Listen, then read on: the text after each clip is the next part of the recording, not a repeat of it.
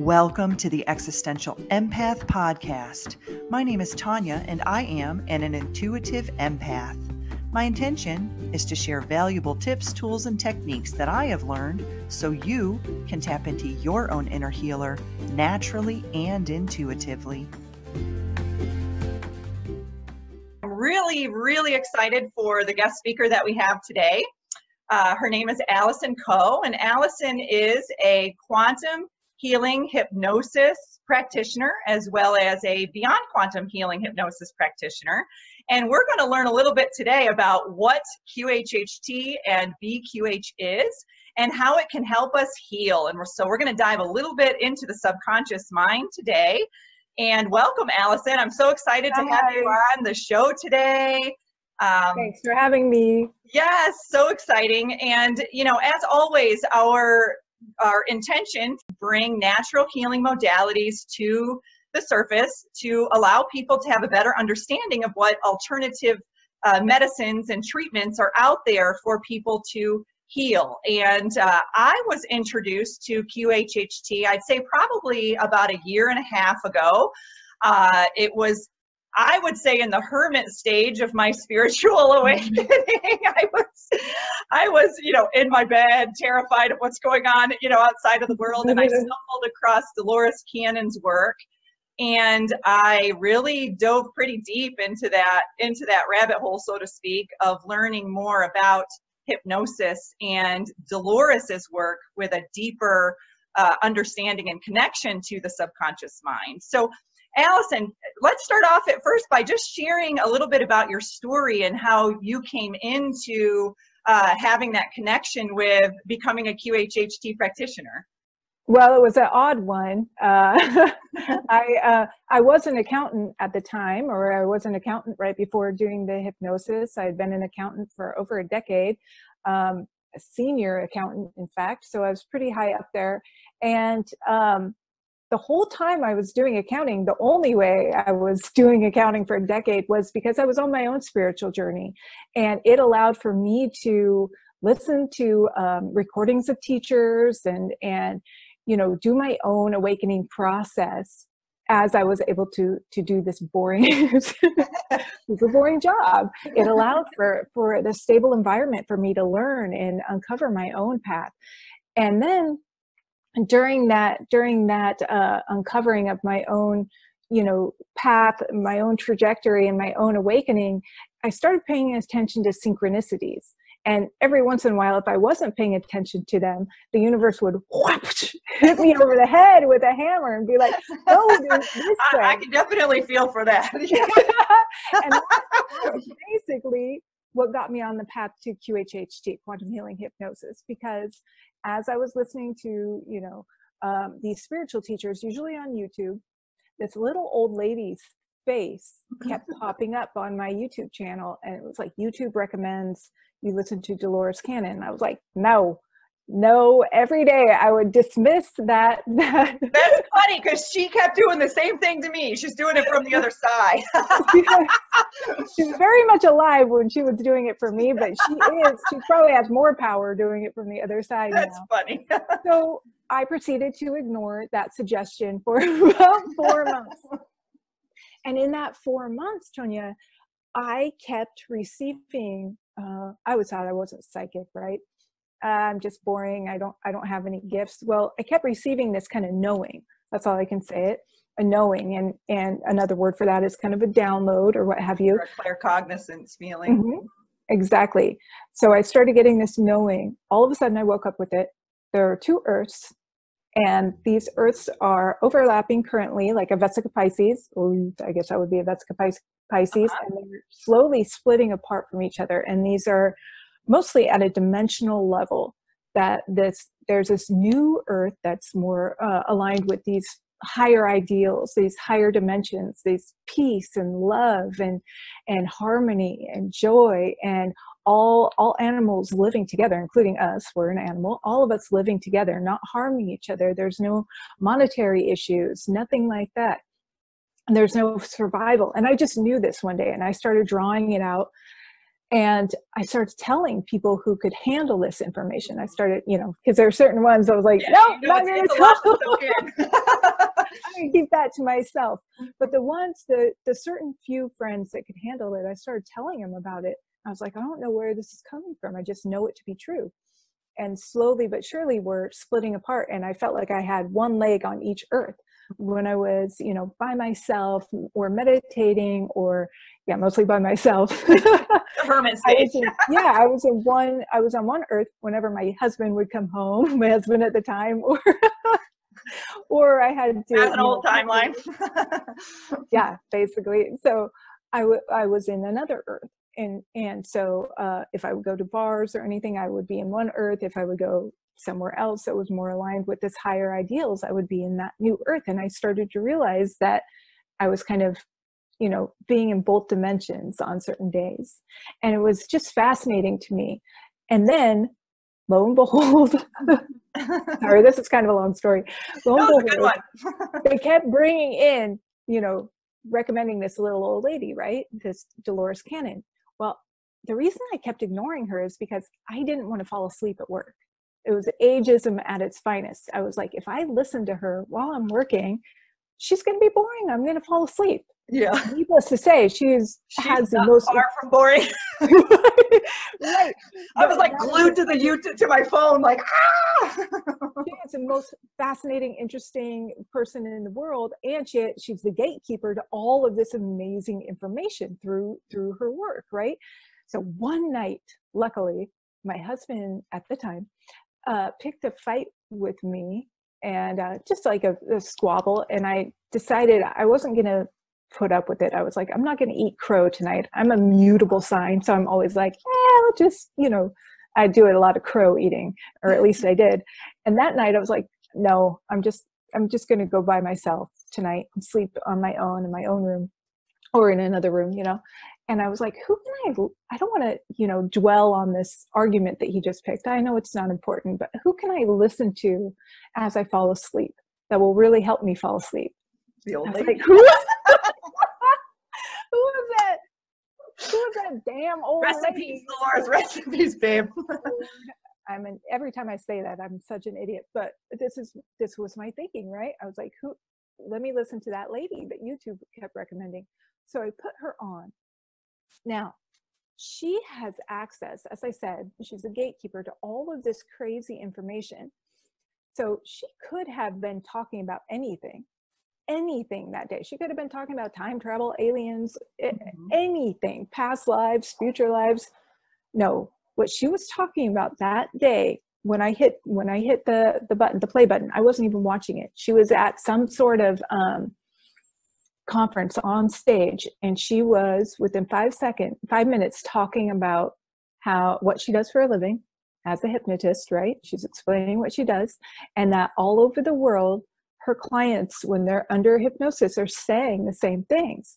And one of the recent things that they're saying is that there are two earths and that they're currently splitting apart.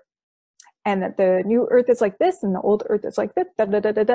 Everything I had just known, everything that I had been talking about, everything I had been drawing. And she was like, we have a drawing today of what this looks like.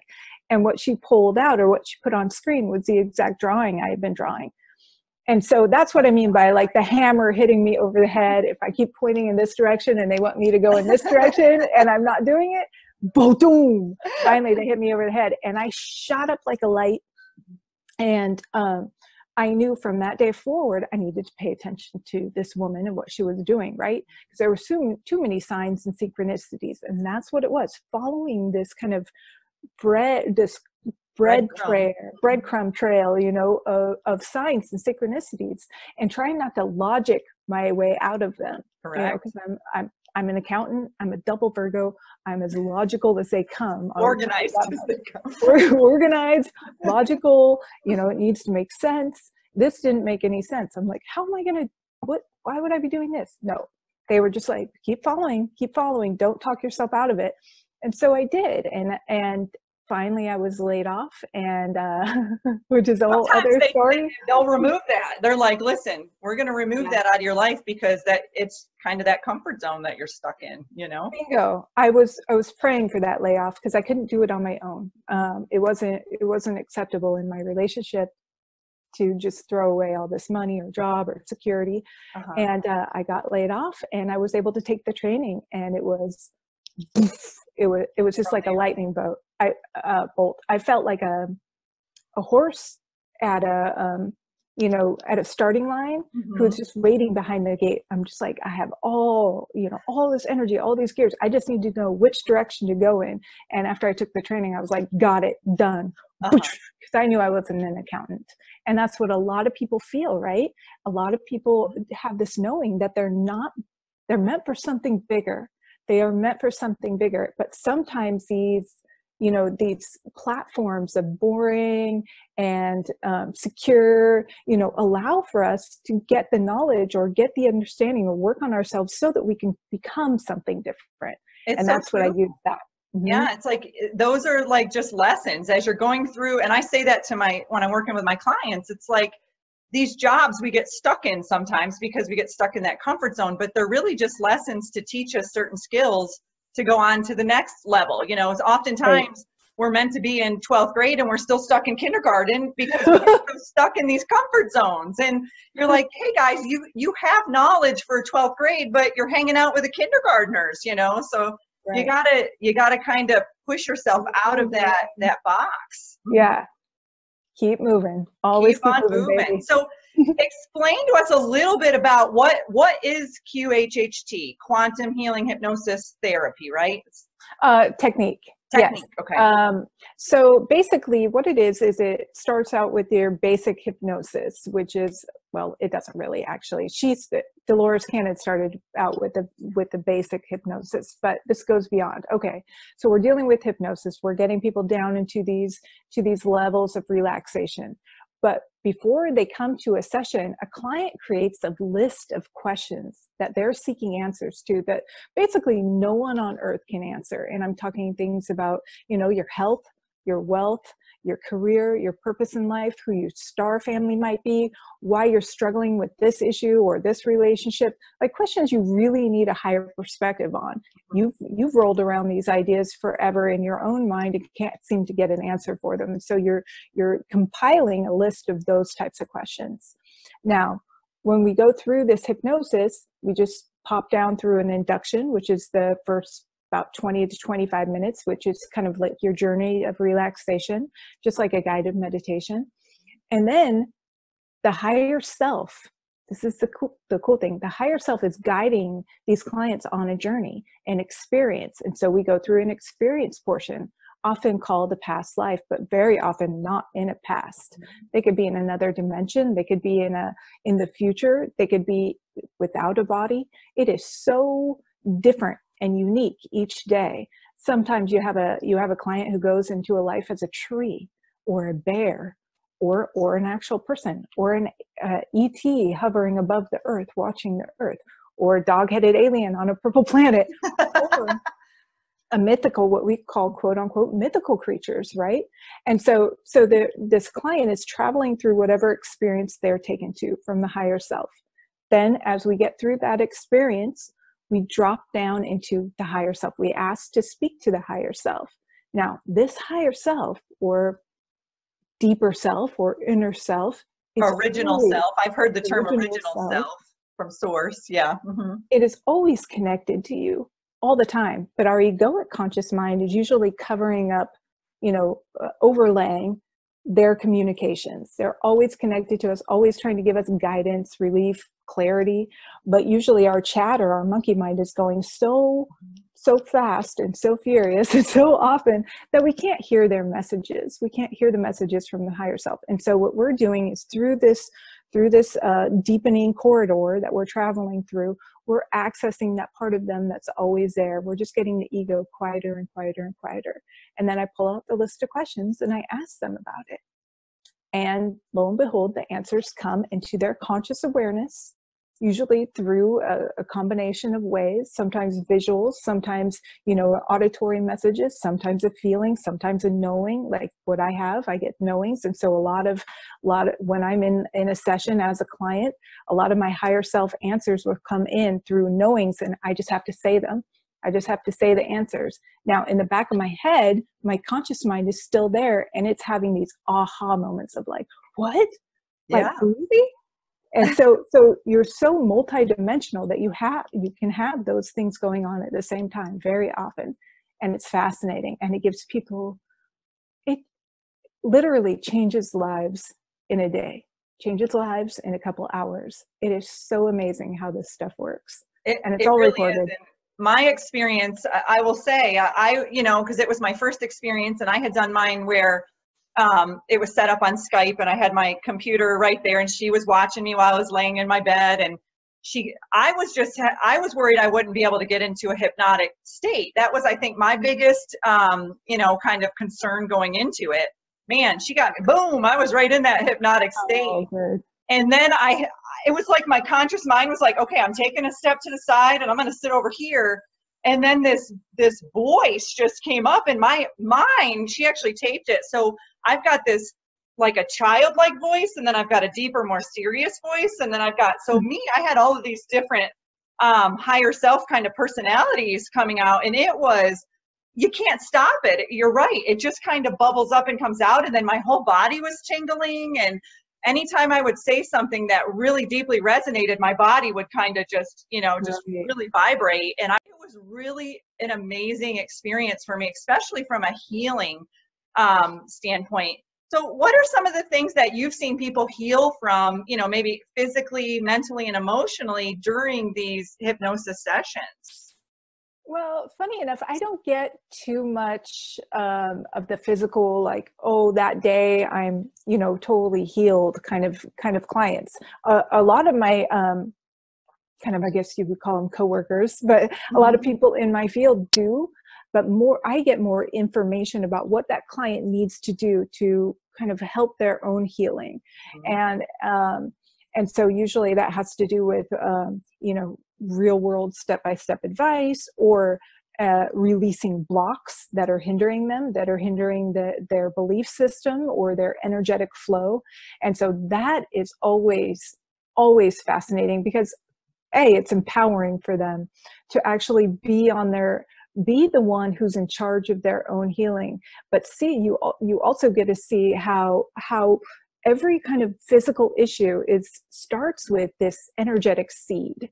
Basically, it's planted, an energetic seed or belief or a block is planted in the body. And if that's allowed to grow, then you get some sort of disease from it, or some sort of pain or hurt, whether that's psychological or mental or physical. You get that seed going. And so that's what we find out the root cause of the issue, and then what they need to do to start solving it on their own. And then what we see a lot of too is this kind of, this I see for a lot of light workers actually lately. This is kind of a trend that flows through. What we see is that a lot of people who are being called to help heal, being called to help kind of hold space for other people's growth process, kind of get stuck with their own healing.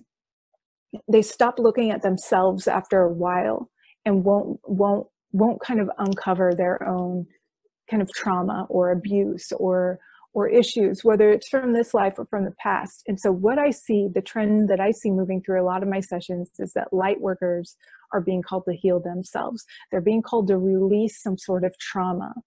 And that's very powerful, because the more you release, the more junk you let go of, the more you just step out of that victim role, you become this kind of leader. You become the person who can help others. And that's what they keep saying in so many of my sessions. And this is coming from my clients' mouths, right? So it's not me saying it, which is very, which is so good, let me tell you. But it's them telling themselves, let it go now. You signed up for that trauma. You signed up for that abuse because it's going to, you knew that that would make you the person that you needed to be, to provide you with the lessons you needed to learn to be the person that can help so many. But the fact that you're still focusing on that means that you can't fully step into your purpose. You can't fully step into this role as a leader. You need to start letting it go. You need to move beyond that. And that is power. That is huge. I think that's definitely a message that needs to be sent out to, I deeply resonate with that. I think when you start going through this awakening process, you're like, focus on others, focus on others, focus on others, but you got to reel it in and focus on yourself. And when you're doing the QHHT, it's not like you're just, the root could be in this life, but you go deep, deep in. It could be generational, could be past lives. And I know I'm the same way when I'm doing the EFT or the emotion code. I'm going deep. I'm going into those generational patterns to see, where was that little seed of energy that you talked about? Where was that planted? And how it's kind of grown, throughout your entire family lineage and then throughout your entire lifetimes, so it's true. I think that's a great message to send out there to those light workers is practice self-care, practice self-care. And one of the practices that I've been trying to do is doing one new self-care technique per month. Ooh, so in this girl. process, I have been like, Zen tanking it and acupuncture and, really fun stuff that I may not have experienced. So that's kind of why I wanted to put this channel together too, is to share some of these other modalities out there for people, because people are hesitant to care for themselves, especially the empaths. Yeah. Who then fall into that category of the light workers oftentimes. We always want to give. Yeah, because it can be so easy to fall into that distraction trap, right? Mm-hmm. If I distract myself with your problems, with my relationship problems, or my child's problems or anything like that, or my parents' problems, then I don't have to work on myself. And working on self, is that perpetual onion peeling, because the issue that's bothering you today, you may focus on that today, but that doesn't mean that's your only issue. That's just the one that's on the surface today. The trick is to keep peeling away and don't distract yourself from the things that are popping up. And that's what a lot of people are falling in on, is if they have clients and they're only focusing on helping the clients, then they're distracting themselves from actually doing their own work. And like you said, self-care is so powerful. It is so important. And the people who do the most self-care are the people who are working on loving themselves. Mm-hmm. And those are the people who are raising their light. And they're the people who are worth it. And guess what? Every single person is worth it. Every single person is worth it. Work on yourself. Love yourself. Love yourself, and you raise up the ability for others to love you. You also raise up your own light. So if your self-love is only at 40%, what tends to happen is you can never attract somebody in your life who can love you more than 40%. Right? And so many people are struggling with not having the right mirror, for themselves. Like, I hear it every day. I wish I could attract somebody who could love me the way I want to be loved. Well, the trick is love yourself that way first. Absolutely. Raise up your self-love to 90%, and you can't help but attract somebody who loves you there. But if you keep yourself at 30%, you can't help but attract somebody who goes either 30% or lower. So not that you're trying to, get into a relationship or anything. I have no idea what your personal story is, but that's something I hear every day, that struggle of finding that perfect mate, but I don't, your own perfect mate. Yeah. And I don't know if you get this in QHHT, but when I'm working with clients, I may have been struggling with something a week or two prior that I had to kind of work through personally. And then I get an influx of clients like the next week that have the same issue that I had 2 weeks ago that I had to work through. And now I can kind of help them work through. It's just wild how that happens to me all the time. And it's so funny because it's like we're so connected, and there's a reason I had to work through that lesson, because now I can teach others how to work, through that lesson. And that happens to me on a regular basis. Yes, absolutely. That kind of daisy chain effect where we're all totally linked and we're all pulling each other in one direction. And that's why we need community. So it's so important because we're always kind of attracting that person to us who's one step behind or one step forward. As long as we keep moving, that's what's important. But yeah, that daisy chain effect is powerful. I'll attract clients who I need too. They may validate something without even knowing it. They may validate something that I'm struggling with. At the same time, I validate something that they're struggling with. It's powerful. It really is. Very So powerful. in the QHHT process, it's customary to have, kind of someone come in and you're there with them, one-on-one. Now there is another kind of method called Beyond Quantum Healing, which I'm understanding is more of a remote method. Am I correct in this? And what is the difference between the two?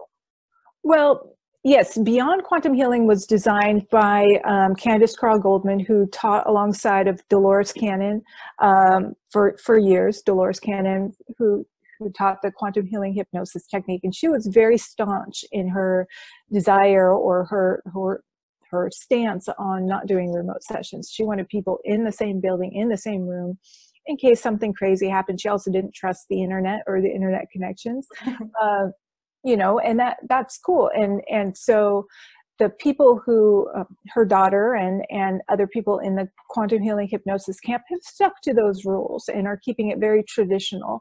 And then there are people who taught alongside Dolores who kind of created this more evolved way, because you'll always find that there in every kind of modality, there will always be people who want to keep it traditional and people who want to let it evolve into what it's naturally becoming. And so it's important to have both of those camps, right? And so Beyond is what a lot of practitioners saw as their own unique skills and abilities, their own innate skills and abilities, or their new practices kind of incorporating with this hypnosis style. And how do you incorporate EFT tapping, right, into this hypnosis? Well, there's a way. How do you incorporate Reiki into it? How do you incorporate these other things into it? And do you do it remotely or not? Because we're being called to do that. And so that is more people that way too. Reach more people, yeah. And why not? If I can get hypnotized on YouTube, which I can, and I do several times a week. Jason Stevenson does it to me every week when I do a meditation. Exactly. If it works on YouTube, why can't it work with a client, on the computer? And so, it just moves beyond the traditional. And it's different for each practitioner, how they want to do that. For me, it was just kind of moving into a different script, a different flowy script, and to do it remotely. Now, if I learn some other modality, I'll probably incorporate that. For someone like you would probably want to, incorporate your skills into it, the EFT. And what was the other one? The emotion code? What was the emotion code? Yes, you would probably want to use certain things like that in your modality. And that's huge. And then what we find is that, the clients who need to find us will find us. We attract the exact clients who need us and the exact clients we need. And so there should never really feel like there's any competition because we attract who we need to attract. That my clients may not go to, somebody else. They won't find another person. They won't resonate with another person, right? And the other person's clients won't resonate with me. Different folks. What is the day? Different strokes for different folks. Strokes. I was about to say spokes, and I was like, that's not it, Allison. Yeah, different strokes for different folks, and we all need each other. We all need each other in the game. We definitely do. That's great. And I want to just broach on this topic just quickly, because when I was sharing this with my mom, her first response was, what if you get stuck in hypnosis? What if you can't come out of it? I just wanted you to kind of just touch on that, because there's probably people out there that this is a common stigma, that they may not move forward with certain types of hypnosis out of fear that they may get stuck in it. So how do you, do you have people ask you that question, and how do you, kind of, explain that to them? It's pretty rare that I get asked that question nowadays, because it's so let's see, it's just, how do I put this? It's a fear. It's an understandable fear for some people that they're going to be disempowered by this process, but that's not what's going on. There is a level of awareness that always stays with my clients. So I have been doing this for almost 5 years as my full-time job. 100% of my income comes from doing this hypnosis. This is all I do. Now, in that amount of time, so I do hundreds upon hundreds upon hundreds upon hundreds of sessions, right? In that amount of time, only 3 clients, only 3 ever went completely unconscious. Wow. Yeah, that is how rare it is and how unnecessary it is. But also so they have a certain level of just awareness to them, and it's never out of their hands. This is a handshake between the practitioner and the client for the practitioner or for the client to go down to these levels of relaxation. Yes, it may take them a couple minutes to come back to awareness, but that's it. And if they get stuck in it, they just go to sleep. Yeah. So where we're actually going with this hypnosis is called the theta level. Now, that's where you're at twice a day anyway. Anybody who sleeps, they're at the theta level twice a day. And that's when you're just falling asleep at night and you start to interact with kind of images, but you still know you're in bed trying to fall asleep. It's this weird kind of in-between state. And that's when you're at where you're at in the morning, when you're coming out of delta sleep also, is when you're just starting to interact with those images again, but you may know that your alarm clock's going to go off any minute, or it may have already gone off. You're just in these kind of weird levels of consciousness where you're straddling both worlds. And that's where we're at in this hypnosis. So you have a level of awareness. You can come back if you need to, or you can drop all the way down to sleep. So sometimes during my inductions, people start snoring, right? They're just boom, because that's the natural trajectory. That's a natural trajectory for people when they get super relaxed. And all I have to do is raise my voice up a little higher, and they go, and they come back to this level of kind of theta, where they're just straddling both worlds. They accidentally dropped down into delta. And then I have other clients who will, we've had some clients who get a bang on the door in the middle of their session, bang, bang, bang, bang, bang. And so they're able to raise back up to this level of awareness and come back to and be like, someone's banging on my door. Okay, well, you better go answer. You better go see what it is.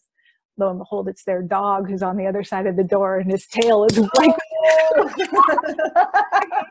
super hard against the door.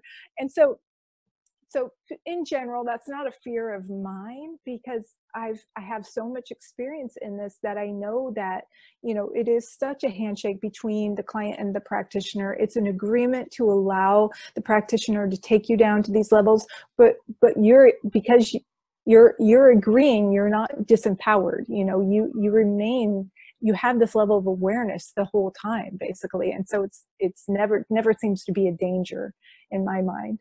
And it kind of reminds me of when I get into a meditative state, like you're in that theta state, but you're very consciously aware of what's going on around you, but you're still in a deep, in that deep trance state. And, when I did my QHHT session, I definitely felt like I was in control of wanting to wake up if I wanted to, or to stay in that state, and I didn't personally ever feel that I was trapped in it or couldn't get out of it at all. It was very natural for me. It was just an experience. It was just exciting, to have my higher self kind of coming through and sharing that deeper intuitive knowledge, Bingo. And you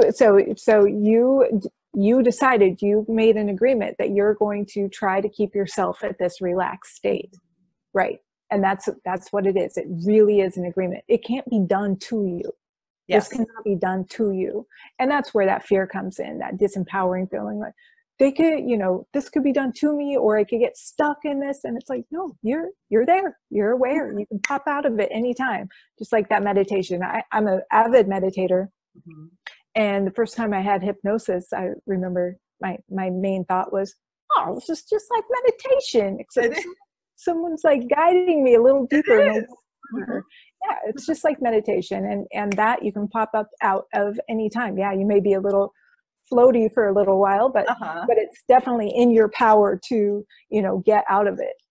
Definitely. So I've been following your work for, gosh, probably a year and a half. And I love when you share your stories about what some of the clients have, the experiences that the clients have had. I get in my bed, it's like adult bedtime story, and I got my cat and I'm like, okay, here we go. Allison's going to tell us a bedtime story. And, it's like some of these, and then I wake up the next morning and it's like I have this deeper understanding. So I feel like I'm getting those downloads and those, those activations through the experiences that your clients are having, and you're, sharing them with us.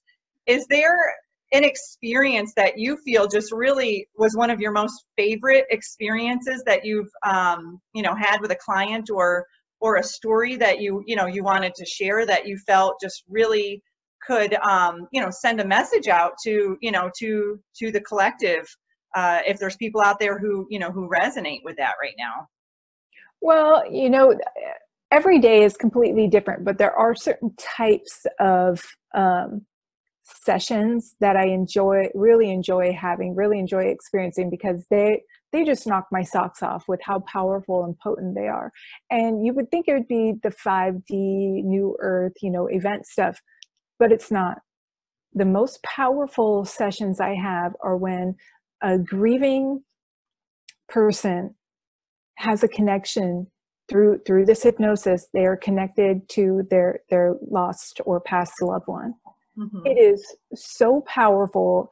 It just blows my mind, because they just become these just puddles of emotion right in front of my eyes, usually, or if I do my session on the phone, I can hear them. I could hear and feel the energy of the relief, the shock, the joy, the questions, just they're so touched by this.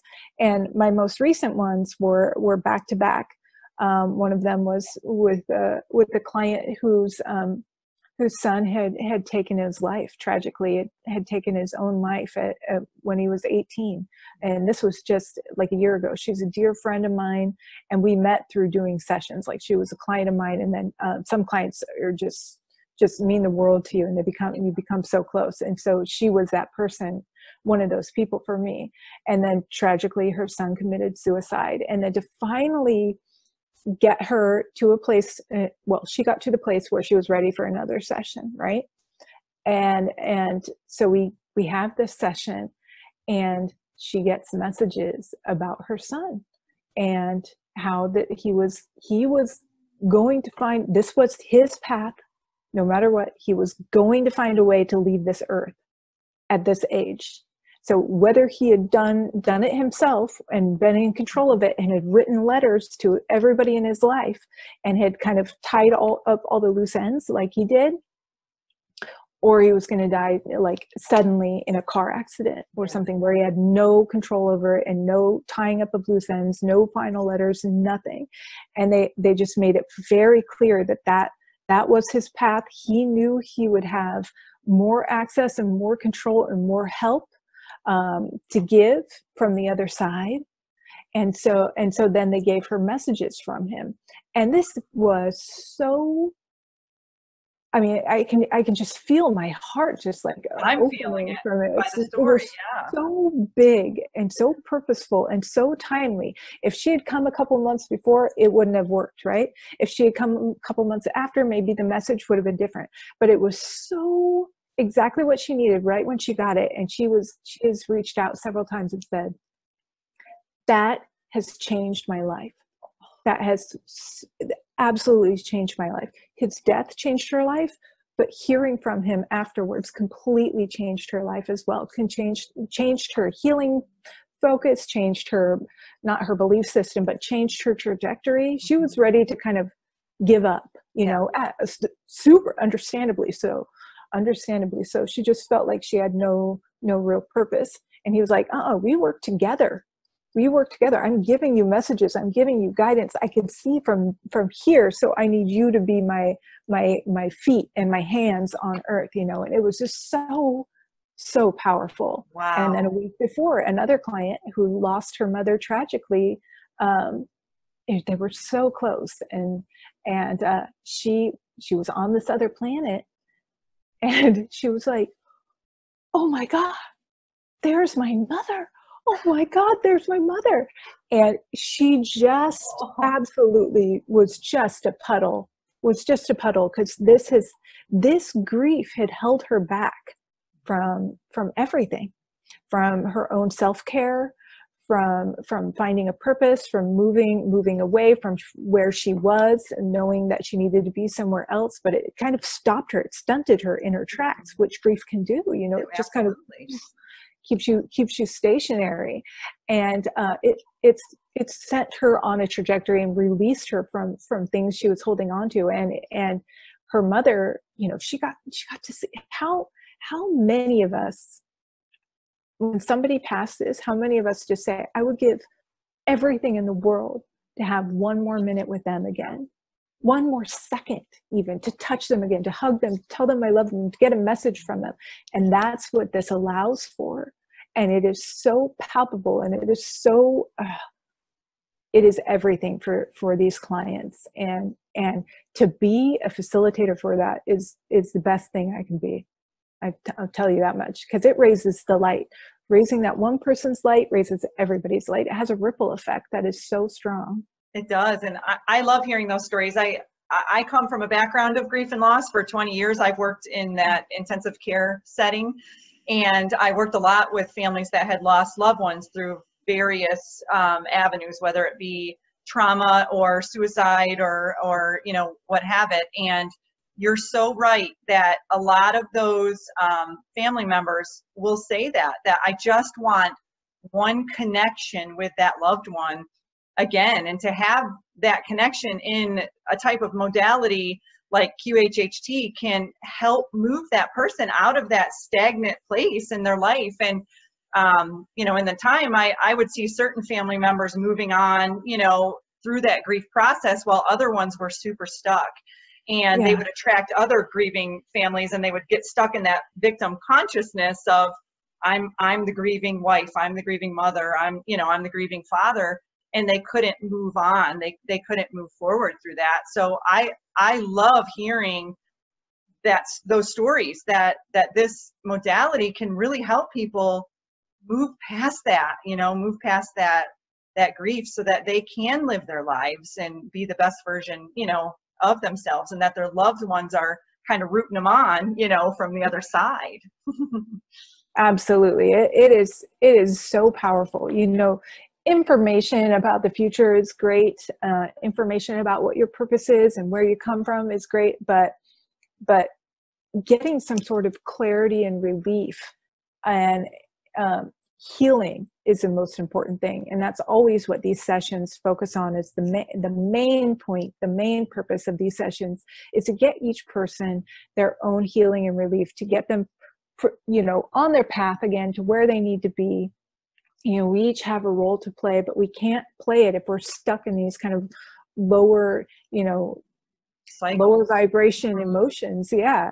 And that, you know, it's important to feel those when you do have them, but it's also important to keep moving, to keep your eyes on the future rather than pointed in the past, which is what a lot of people who are in that grief state are doing. They're pointed in, you know, they're pointed in the past. Mm-hmm. And so to you know, allow yourself that grieving process and then move forward is huge. And what both of these clients, these were really recent, what both of these clients wanted to know was, why haven't you, one of them in particular wanted to know, why haven't you reached out to me? You know, you reached out to my other siblings, but I never got a message from you. And I know it was the mom and daughter one.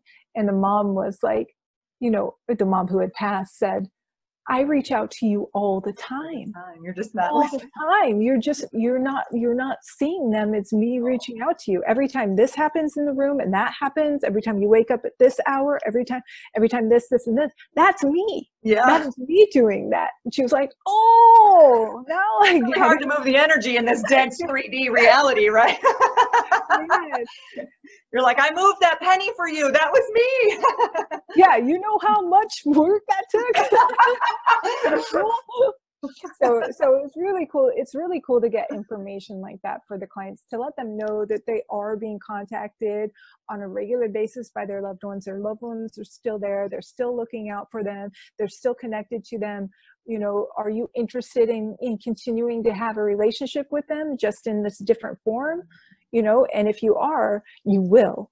And if you're just, you know, focused on the fact that they've left and their old form is gone, and you have this hole where their old form used to be, then you won't see the stuff that's right in front of you, all the magical ways that they're trying to connect with you. And that's what comes in time and time again. Yeah, and I always say that. I don't know if you remember back in, I think the 90s, they used to have these portraits that they put on the wall that was like an image. And if you kind of shifted your eyes a little bit on it, you could see another image within the image. And that's kind of what I say when you're working with the spirit realm, that, you know, we see that image in front of us as a third dimensional image. But when you just shift your focus a little bit, you see, oh, there is something in the middle of that image, whether it's an apple or, you know, whatever. And you're like, that, you just have to shift your perspective just a little bit and get off of autopilot. We're so stuck on autopilot that we don't always notice those subtle communications from the other side that are coming through to say, hey, we're here with you. We just aren't there in that physical aspect that you're so accustomed to seeing us in, you know? Bingo. And that's how the universe connects with you. That's how your higher self connects with you. It's through those subtleties, you know, those synchronicities. And all you have to do is have a level of present moment awareness, you know, incorporated through your day to start picking up what they're putting down. That's what you need to do in order to start getting the messages. Stop being distracted, like you say.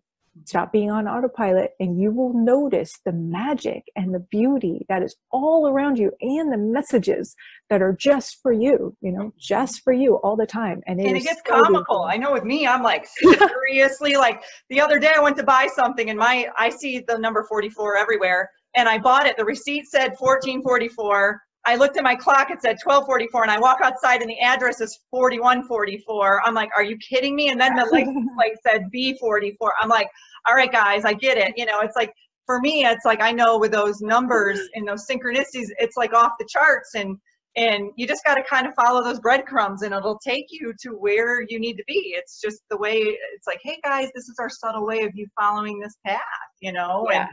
And some of them are blatantly obvious, while other ones are a little more subtle, you know, in the way they communicate. Bingo. But you had to be aware to see them, right? You had to be present in order to see those 444s, you know? And the more you're conscious, the more they come at you, like, whoa, they're there. Like, it's ridiculous. I look at the clock and every time, I swear it's something 44. I'm like, really? Like, am I really looking at exactly 1 hour every single time I look at the clock? You know, it's just insane. It is. It's absolutely comical. And you also can know that if you don't see that stuff, you're doing it wrong. You are. Now that you're clued in to how often they show up. You on the head. Yeah. They're like, wait, I haven't seen 44 in a while. Oh, I must either be on autopilot. I must be like focused on the wrong stuff. I must be doing something wrong. And so it's really cool to use it as kind of a litmus test for your awareness, you know? Definitely. So to wrap it up, I just wanted to ask you, I've been getting kind of a theme with my clients based on a lot of the fear going on in the world. You know, there's a lot of turmoil, chaos, a lot of environmental changes and shifts. And is there any advice or support that you could offer the collective on how to raise your vibration, how to, you know, kind of keep yourself above all of this that's kind of going on in that third dimensional programming, you know, reality, and really just keeping your energy, you know, focusing on that higher frequency and that higher vibration? Well, it's a great question, and it's so helpful to know this stuff. So what is a higher vibration? It's feeling the feelings of peace, love, joy, contentment, ease, harmony, those types of things. And when is the only time you can feel peace, love, joy, contentment, ease, harmony? It's in that present moment. in that present moment. So you have to pull back. You have to know, okay, if you're feeling anxiety or you're feeling fear, you're actually focusing on a future.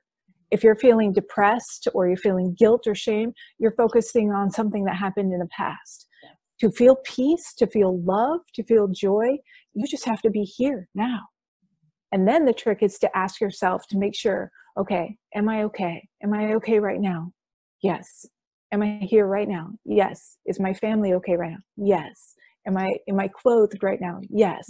Am I sheltered right now? Yes. Did I eat today? Yes. Do I have access to water? Yes. And that gets you back, that gets your vibration raised and raised and raised. It's that present moment awareness. It pulls you back from fear and anxiety and depression, just getting centered right here, right now.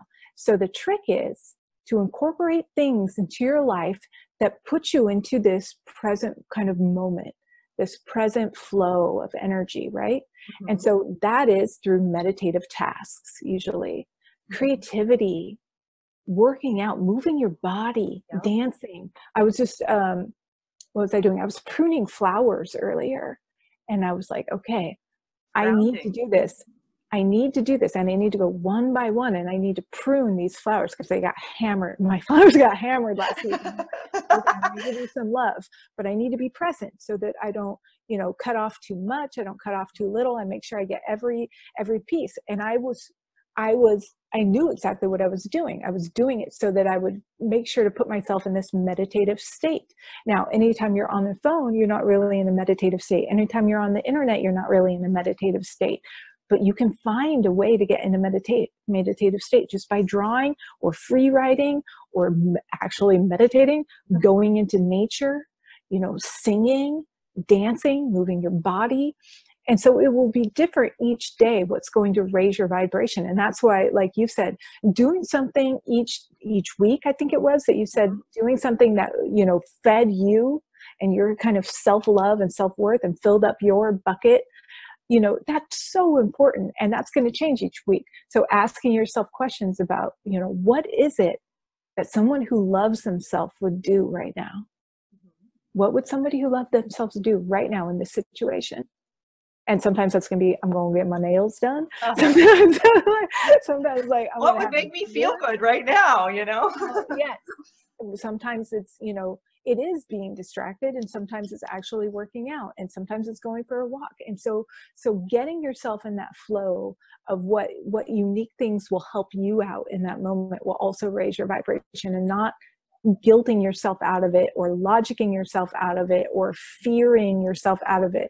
So constantly what I'm in the mode of is making sure that I'm not, I ask myself this: what would somebody who had no fear do right now? Oh, good. That's my big thing right now, is just conquering this fear. Because I feel like I would, because of this unique kind of relationship I had with something that I just got out of, it was like being in jail, a little bit. And so with my movements and my going about and doing my own thing, I felt I had a lot of freedoms that were slowly stripped away over the years. And so now that I've been out of this relationship for the past almost year, I'm finding that there are times when I'm like a person who's been freed from jail. And like Orange is the New Black, when they let them out and they're like, what do we do now? Right. It is like that. Yeah. And it's like almost like this, I still feel like there's this invisible gate there. Like the door may not be open, so I have to keep pushing myself to expand beyond where I'm used to staying. So making sure, okay, if someone had no fear right now, they would go on a hike by themselves, and that like bear spray. Yeah, that brings me fear. Okay, well, they would bring a knife with them, or but I do like to have knives on me. But anyway, it's that kind of thing. It's okay if I didn't have fear right now, I would go to a movie right now, or if I didn't have guilt right now, I would go buy myself this thing that I know I've needed, but I carried this weird guilt from ancestral, lines of women who've always said we can't have those things. So I'm going to go do that, or I'm going to go get a massage. It's things like that. It's like checking in with yourself constantly, pushing beyond and saying, what do I need right now? So also that present moment awareness. So those are the ways that are, it's important to raise your vibration through those ways, And as you do that yourself, people around you will begin to notice that, like, what are they doing that's making them look lighter and brighter and happier and more, filling that cup, more fulfilled. And I want some of that. I want some of that Kool-Aid that they're drinking, because that's what it's all about, is being that beacon of light. And, setting the example of, through your own life, through your own actions and your own lifestyle, Right. You become authentic to yourself and your needs, right? Very much so. And by you doing that, you're giving everyone around you the permission to be authentic with their needs and their desires and their growth and what they're being called to do. And it frees everybody up. So you're liberating everyone. You're empowering everybody by doing it yourself. That's why it's so important to actually go where you're being called to go, so that the others around you can do that on their own as well. Yes, that's amazing. So Allison, if people want to reach out to you to schedule a session, what is the best way for them to contact you? Just look me up under Allison Coe. There's a booking calendar there, and that's it. It's pretty simple. It's all online. And if you don't resonate with someone like me, but you resonate with the actual, practice or the desire to be hypnotized, there are great directories for practitioners all over the globe, just online through QHHT or Quantum Healing Hypnosis. I think it's just quantumhealinghypnosis.com, or the Beyond Quantum Healing has its own directory of healers. You should get on there as well, because it's healers from all sorts of backgrounds who are on there. And so you can find any type of healer that you're looking for in your region. It's fabulous. So that's how, just, find your own path, find your own journey, and what you need and what you resonate with, and go for it, man. Okay, I love this stuff. Awesome. I do too. It's just, it fills my cup all the time. It's just, I can't get enough of it. And I just love learning about new modalities, and, it's just exciting. It's fun, and it's definitely, something that is new every day. Yes. Well, I'm so glad you're out there. I'm so glad you're doing this work and spreading the word, and, having your own ripple effect, and, pulling people along with you on your journey and exposing them to new ideals. We need you out there. We absolutely do. We're all needed, and you especially. So thank you for what you're doing. And thank you for what you're doing. Keep shining your light. I love how you laugh and you giggle, and that just makes, watching you and listening to your stories just so much more, high vibrational. I mean, I feel like the power of laughter is so overlooked, sometimes. And it's, a lot of us, we get so serious with this awakening process that we step back and learn to have fun. Absolutely. It should. Yeah. I mean, talk about raising your vibration. It's, laughter is so important. Doing anything that can make you laugh or put you in that sort of giggly joy is so important. And even if it's, having sessions, sharing information, shoot, why not? Well, thank you so much for having me on today. I really appreciate it, and I'm honored. You deserve to navigate your life in alignment with health, happiness, and abundance. To learn more about the services that I provide, including Beyond Quantum Healing Hypnosis, EFT tapping, and the Emotion Code, visit my website at www.theexistentialempath.com.